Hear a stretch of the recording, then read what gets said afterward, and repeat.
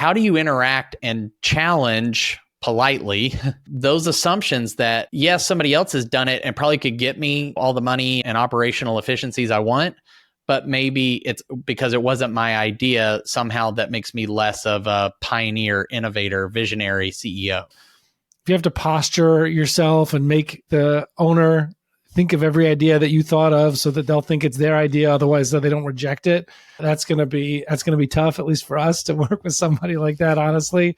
But to your point right before that about the uniqueness of each business, the uniqueness of each concept, and there is legitimacy to that, of course.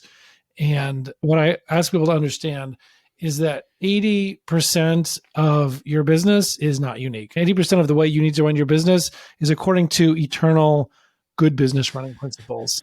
Anybody who's run a business of a certain size and has learned what to do can have a better way of doing than what you would just figure out through trial and error over a 5 times longer period.